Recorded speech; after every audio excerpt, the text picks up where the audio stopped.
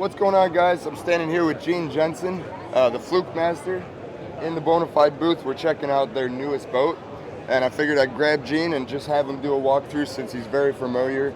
And Bonafide's what you run, right? Yep. Bonafide's what I run. We had a chance to test this just before the show, so it's been pretty good. It's a great boat. It's the XTR130. Everybody's saying right now that it's a boat and it's huge and stuff like that. I'll go ahead and start off with saying that it is 1 inch shorter than the Titan X and a ½ inch wider. So which one's a kayak and which one's a boat, I don't know. It's all in the eye of the beholder. So isn't all kayaks a boat? Yeah, they're all a boat. So it is what it is. It's got a casting deck, which I love.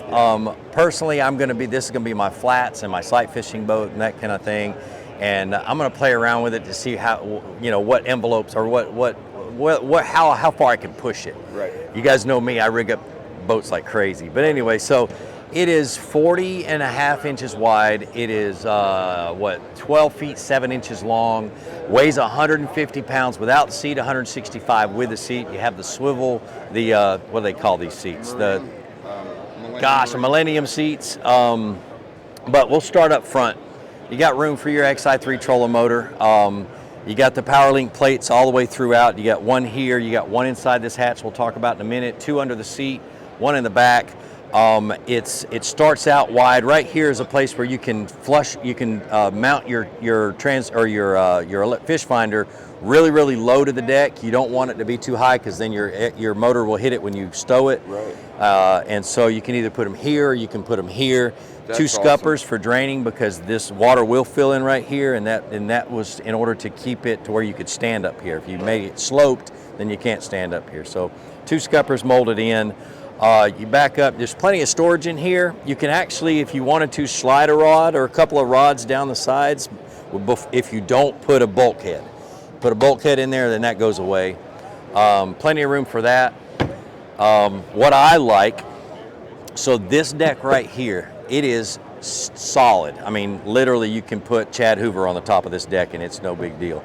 And so it's really solid. Your Dakota lithium battery fits perfectly flush up against here, so when you're trailering, it doesn't bounce around a lot. You're not going to get a lot of movement in your battery. You got a PowerLink plate in here to where you can wire everything to that battery and everything can go inside this box, or you can put your battery up front and all this can be tackle storage. Now, the cool thing is, lighted as well? Yeah, well, you can put lights. This is all rigged up. You can put lights in there. So another thing is you can buy a second seat and you can take this deck off and put a second seat right here and have a a tandem boat. Okay, and so if you want to, now you can put your electronics here, which I would recommend putting them right there. If you're only going to sit down, for me, I'm not sure what I'm going to do yet. I don't know if I'm going to put them up front and always stand, or have a way where I can move them around and stuff like that. I still haven't had time to play with it like that. These right here are the new foot pegs that are optional. Okay, so you're gonna have to buy these separate. So they're they got bearing rollers on them. They're adjustable, you can tighten them and loosen them. So if you don't want you want to have a little bit of friction, which I would recommend if you're going to run a Torqeedo or a Newport on the back, because the torque from that is going to spin you if you don't have your feet on these. So you tighten them down. Easy adjustment of pedals of the pedal length. Like the old ones, you had to crack, do that number. But this one, and they lock in,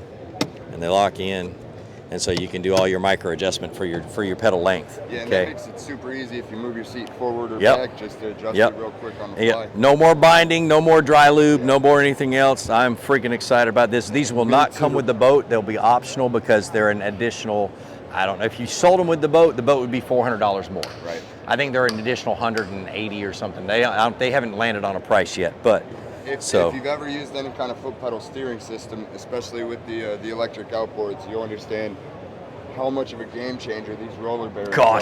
Yeah. It'd be so easy to steer now. So underneath we've got 2 PowerLink plates underneath, but there's also a box that goes underneath there like a junk drawer, but it's a little bit bigger, a little bit stouter, and it slides and it sits right on top of those PowerLink plates. I kind of don't like that because I want to be able to access my plugs or my switches, but it's just a matter of pulling the drawer out and hitting the switches. So it is what it is. And so come back in the back, and there's plenty of room in the back. You move the seat back and forth depending on what you want to do. Plenty of room for a 16 by 16 black pack or a 16 by 13. They're going to make a riser, or if you can make one yourself, just put a little 1-inch riser on here. This is one thing you can't test until you build it, and you're like, oops, it hits your black pack when you take this, when you spin it. So I would put a 1-inch riser underneath there, and it won't change hardly anything because this boat's so stable. Right. Move on back, you can put another battery in the back. I'm guarantee I'm going to have over 200 amp hours worth of battery on mine just because I want to see if I can do it. Right. Another battery in the back. This is your Newport battery, and of course a Newport or a Torpedo on the back. Look how wide this thing is. I'll come around to the back side.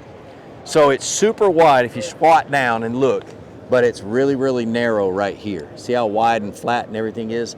So your draft is like 3 inches. And so your transducer, no longer is there is a dry pod to put your transducer on. We have inserts. You can mount your transducers in the back. Ooh, that's too loose. We're gonna have to tighten that one up. Obviously that is. But and then if you look back here, there's another 2 inserts in the back, and that's for a future transom mount.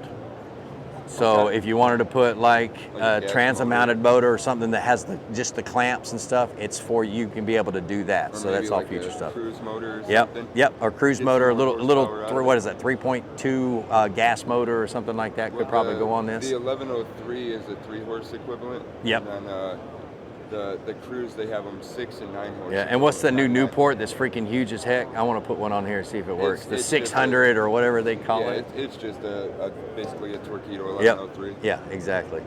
And I'm talking about the big tiller steer. I'm talking about that big giant tiller steer they've got. I want to put it on the back and see how fast it goes. That would be cool. But the thing is about this boat is that it is good for big guys. It's good for, guys. I remember, if you're somebody that wants a tandem for your kid, it's great. Yeah. But as a realist, don't get a tandem for you and your wife. Right.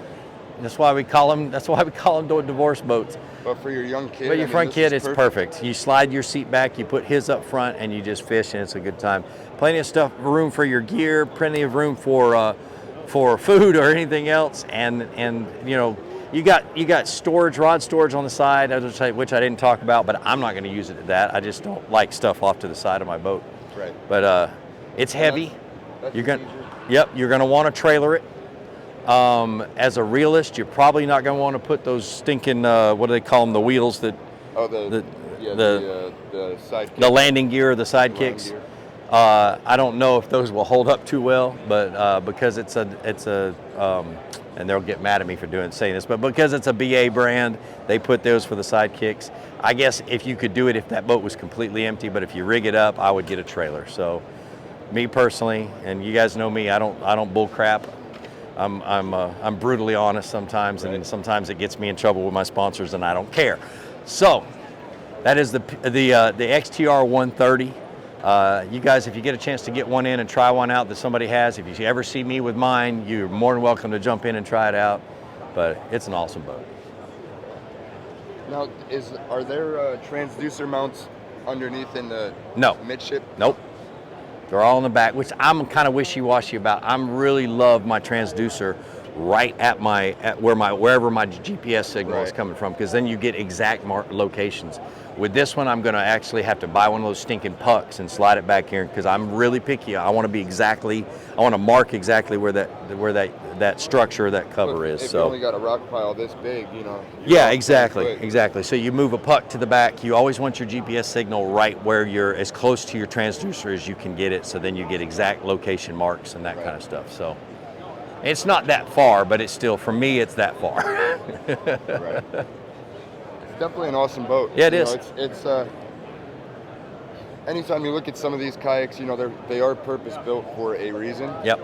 This is a purpose-built boat to be stable, have a lot of space, bring your kid with you. Obviously they do have lighter kayaks that are just, grab and go, throw it on the water, drag it through the woods.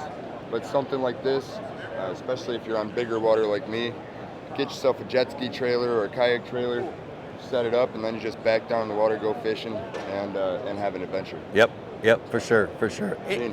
Yep. Thanks, man. I appreciate you walking us through that. No problem. I appreciate it. And if you're not following Gene Jenson on YouTube yet, go over there, search Gene Jenson or search the Flukemaster. You guys are a wealth of knowledge. Sweet. So give him a follow, show him some love. Appreciate it. All right, guys. See you on the water. Nice work, brother.